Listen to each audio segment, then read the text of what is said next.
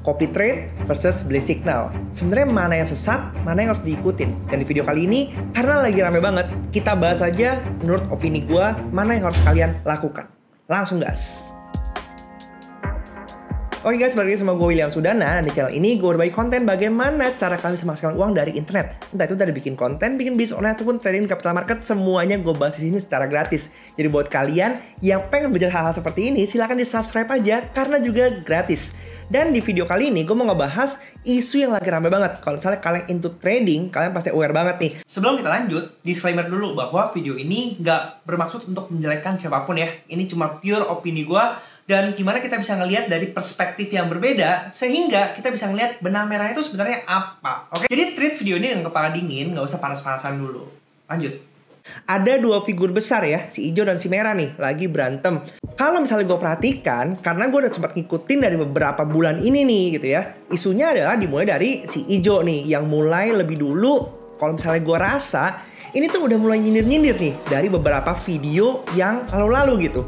Dari yang awalnya gue nikmatin kontennya karena edukasinya bagus banget dan banyak ilmu yang bisa gue pelajari dari situ. Terutama dari sisi bagaimana membentuk psikologi dan mindset ketika trading dengan benar. Dan dari awalnya happy, lama-lama kok kayaknya setiap video tuh isinya sindiran-sindiran ya yang berbau edukasi. Tapi ya udah dinikmatin aja, dikonsumsi aja, walaupun gue mulai ngerasa ini tuh nggak nyaman banget nih. Tapi akhirnya sampai ke puncak nih, dimana ada video ini yang video berdurasi 1 jam yang isinya tuh nggak lain nggak bukan, cuman ngerosting dan ngebully. Bahkan udah secara gamblang dan frontal nih sekarang, to the point, ke pihak yang mau dituju tuh siapa. Dan kemudian semalam direspon dengan video yang juga kira-kira berdurasi 1 jam. Dan di sana lebih banyak bercerita tentang apa yang terjadi, tudingannya seperti apa, kemudian perspektif-perspektif yang dibagikan di sana juga. Dan di sini gue mau bagiin beberapa poin yang mungkin bisa jadi pertimbangan kalian ketika kalian lagi bingung nih ya, mana sebenarnya yang benar, mana yang sebenarnya salah gitu ya. Oke, langsung kita mulai ke poin yang pertama. Trading itu soal probability ya, dan ini udah sering banget dibahas nih di dua-dua channel tersebut, bahwa pasti akan ada potensi loss dan ada potensi win. Dan ngomongin win-loss ini, ya berarti probability loss kalah, lu rugi. Dan kalau ngomongin win-loss, ini ya rugi dan profit. Jadi ketika terjadi kerugian, menurut gua itu hal-hal yang wajarnya di trading. Karena kalau misalnya kita berpikir ya, kalau misalnya kita bisa menang terus-menerus melawan market, ya artinya kita akan jadi orang terkaya dunia dong. Mana mungkin sih kita bisa menang 100%. Kalau misalnya anggapannya ya, gue pernah sebut di video yang ini bahwa kalau kita cuma punya win rate 60% aja, itu sebenarnya kita bisa profit dengan kita mengatur risk per trade yang tepat. Oleh karena itu, akan jadi sangat skeptis akhirnya gue sekarang ketika yang ditampilin itu hanya yang profitnya aja. Sama seperti kasus binary options yang lagi rame juga di saat yang bersamaan, bahwa banyak influencer atau afiliator yang memamerkan profitability-nya aja, tapi nggak ditampilin loh rugi-ruginya. Bahkan dibahas juga bahwa rugi-ruginya itu bisa dihapus. Dan sedangkan di sisi lain realitanya, kita trading aja pasti akan kalah karena market itu selalu benar. Dan tidak ada orang yang bisa 100% memprediksi atau menganalisa market akan berjalan kemana. Kedua, bikin video kemudian ujung-ujungnya jualan. Menurut gua ini adalah hal yang realistis ya. Siapa sih orang yang bikin konten sekarang ini gitu ya, tapi mereka tuh cuma pengen ngasih pure education tanpa ada embel-embel ujung-ujungnya bisnis. Menurut gue itu bullshit banget sih gitu. Karena basically goals kita membuat konten adalah satu, kita membangun edukasi, memang free education ya, tidak dipungut biaya. Kita paham yang namanya fase attention economy. Orang berlomba-lomba untuk melempar attention, dan ketika orang dapat attention ya, secara tidak langsung akan terbangun credibility dan rasa kepercayaan. Dan rasa kepercayaan ini yang akan berkontribusi terhadap fase marketing action dan conversion. Dan ujung-ujungnya memang kita akan mencoba untuk mengakuisisi orang-orang yang percaya dengan kita ke dalam bisnis kita. Jadi konten ini kan memang bagian dari marketing strategi. Jadi menurut gue sah-sah aja gitu kalau misalnya ada yang tipenya edukasi, kemudian orang percaya, kemudian terakuisisi juga. Dan kemudian ada orang yang mungkin dia menampilkan sisi vulnerability-nya gitu ya. Stres, frustasi, tapi tiba jualan ya nggak apa-apa juga, nggak masalah lah. Emang kenapa sih Kalau misalnya lu nggak percaya, ya udah biarin aja. Kalau misalnya lu percaya, silakan join. Karena balik lagi ya, semua keputusan ada di tangan kita. Jadi nggak perlu dimasalahin kalau misalnya konten lalu ujung-ujungnya jualan. That's very normal. Akuin aja kalau misalnya memang kalian juga melakukan seperti itu. Kita semua membuat konten untuk berjualan. Setuju nggak? Yang setuju silahkan tulis komen di bawah. Nomor 3, flexing dengan segala macam kemewahan yang dia punya. Menurut gua ya ini juga bentuk dari marketing. Nggak usah ngomongin sosial media ya. Di dunia nyata, dunia karir, untuk seseorang bisa terlihat atau masuk ke dalam kelompok-kelompok tertentu, mereka juga harus bisa memposisikan dirinya. Makanya banyak kalau di dunia-dunia media itu ya, banyak yang berhutang demi bisa masuk ke dalam status sosial tertentu karena pekerjaannya. Dan ini adalah hal yang sama, realita yang sama gitu, bahwa flexing adalah bagian dari kita membangun personal branding kita. Walaupun pada kenyataannya fenomena ini tuh banyak memberikan efek yang negatif. Tapi balik lagi tergantung dari strategi kita. Kalau misalnya karena mereka flexing tiba-tiba mereka kelilit utang dan akhirnya mereka bangkrut miskin, itu adalah konsekuensi yang harus mereka tanggung. Tapi kalau misalnya memang orang-orang yang flexing itu dengan keberadaannya mereka sendiri, yang gak masalah juga. Balik lagi, ini adalah marketing. Jadi nggak perlu dipermasalahkan. Kalau misalnya kalian nggak suka, ya udah dilewatin aja.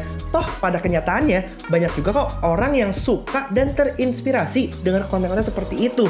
Lihat aja video-video sebelumnya di mana banyak orang terinspirasi akhirnya ikut-ikutan role modelnya karena mereka menganggap bahwa itu semua bisa membantu mereka untuk cepat kaya.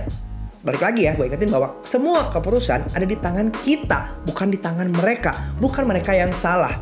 That's my point. Nomor 4, mereka membahas soal metode trading. Menurut gua, gak ada metode trading yang paling sempurna. Setiap orang pasti punya metodenya masing-masing. Masalah apa yang diajarkan tiba-tiba kok melenceng. Di setiap video, gue juga ngeh kok bahwa ada disclaimer dulu. Bahwa trading NFT itu adalah trading yang sangat high risk. Buat pemula, gak usah ikut-ikutan. Kalau misalnya udah di warning seperti itu, lalu kita yang nonton juga mau untuk ikut-ikutan, balik lagi, resiko ditanggung masing-masing. Jadi bukan masalah mentornya gitu, bukan masalah yang ngajarinnya, tapi ingat bahwa keputusan ada di tangan kita. Masalah tradingnya nggak pakai SL, masalah tradingnya TP-nya dibuka, masalah tradingnya semua segala macam, itu semua adalah keputusan kita. Ya, jadi jangan kalian ngikut-ngikutan, karena yang harusnya bertanggung jawab adalah kalian sendiri. Ketika memutuskan untuk bergabung, ketika memutuskan untuk berpartisipasi, kalian udah menghitung belum? Kira-kira resikonya seperti apa? Kalian udah siap belum kehilangan equity kalian dalam jumlah yang kalian mau entry? Kalau misalnya nggak usah ikut. Tidak ada paksaan kok untuk mengikuti apa yang kita sampaikan sebagai content creator. Ingat bahwa setiap keputusan tetap ada di tangan kalian. Gue udah ngulang ini berkali-kali nih ya, sampai capek nih. Hal yang sama diulang-ulang. Will, oke stop. Dari tadi lu ngebacot panjang lebar, lu gak ngebahas. Mendingan yang mana nih? Copy trade atau beli signal aja? Oke, gue akan ngebahas ke poin yang nomor 5 ya. Balik lagi, it's all about business. Bahwa mereka berdua itu basically running a business dengan purpose dan why yang berbeda. Kalau menurut gua, tujuannya sama-sama baik kok. Sama-sama menciptakan traders yang independen, ya, traders yang berkompeten. Mereka yang paham basic fundamental trading seperti apa, technical seperti apa, sampai akhirnya menjadi traders yang sukses. Karena pada kenyataannya, di dua sisi, di dua pihak, tetap banyak traders-traders yang akhirnya profit.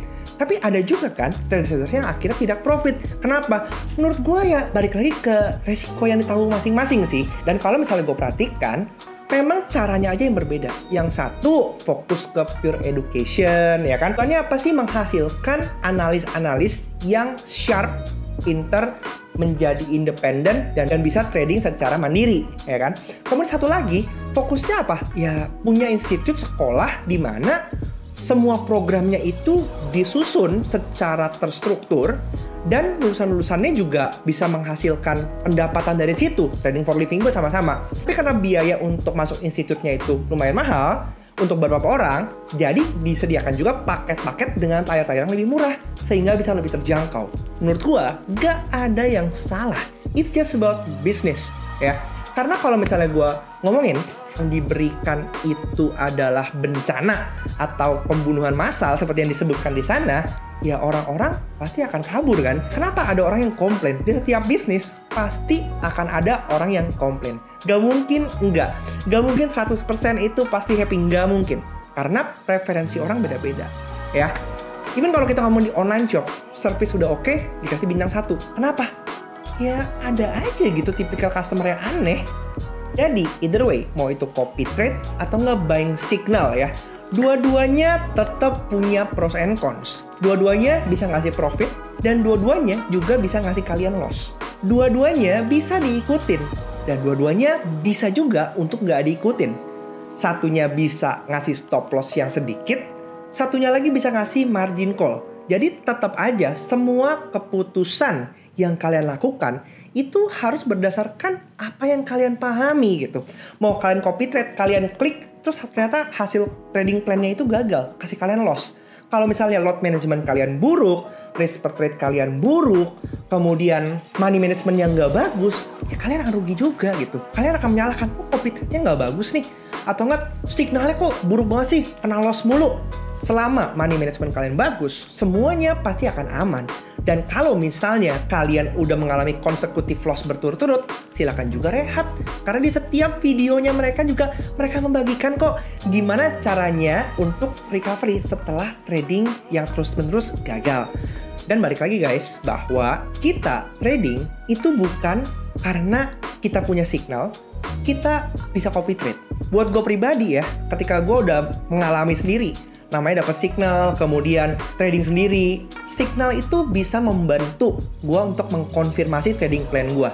Berarti ada nih orang-orang yang berpikiran punya outlook yang sama dengan apa yang gue rencanakan.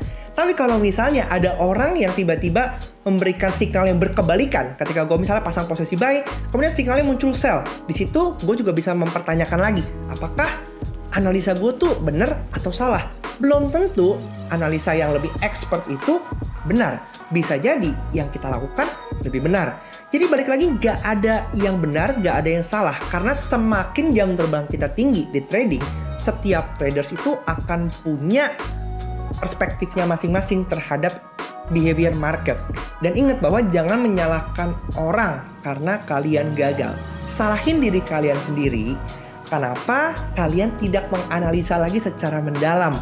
Bukan berarti ketika kalian membeli provider signal, kalian harus mengikuti setiap signal yang diberikan. Ya, kalau misalnya kalian nggak setuju, kalian udah menganalisa, kok kayaknya signalnya ngaco, ya udah, ditinggalin aja, chill, ya. Itu dia menurut gue mindset yang perlu dibangun. Jadi jangan sibuk untuk menyalahkan, fokus untuk mendevelop diri kalian sendiri.